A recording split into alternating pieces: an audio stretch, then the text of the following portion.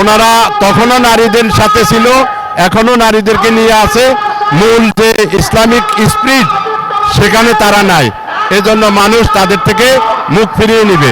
আমরা এখানে আসছি তো আজকে বাংলাদেশ জাতীয়তাবাদী দলের চেয়ারম্যান জনাব তারেক রহমান আসবে, ঢাকা 4-এর ধানের শীষের প্রার্থী আলহাজ তানভীর আহমেদ রবিনের নির্বাচনী প্রচারণার জন্য।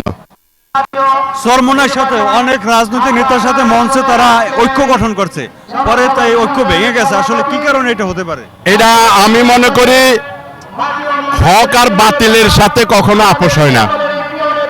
চরমোনাইর সমর্থক কম বেশ যাই থাক, মোটামুটি এনারা একটা হকের উপর আছেন, আর ওনারা ওনাদেরকে বাতিল মনে করেন যে কোনো বেপরদা মহিলা ওনাদের সমাবেশে বা স্টেজে সভাতে আর না আসুক, এবং যারা ইসলামিক দল হিসাবে নিজেদেরকে ধারণ করে না তাদেরকে নিয়েও ঐক্য হোক, এটা চরমোনাই পিসাব বা চরমোনাই ইসলামী খেলাফত আন্দোলন চায় না।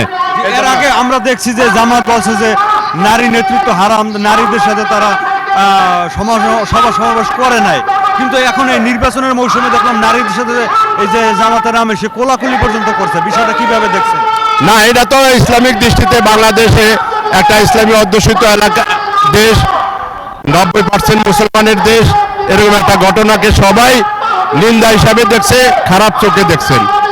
আর নারী নেতৃত্ব হারাম, এটা ওনারা তখনও নারীদের সাথে ছিল, এখনো নারীদেরকে নিয়ে আছে, মূল যে ইসলামিক স্পিরিট সেখানে তারা নাই। এজন্য মানুষ তাদের থেকে মুখ ফিরিয়ে নেবে।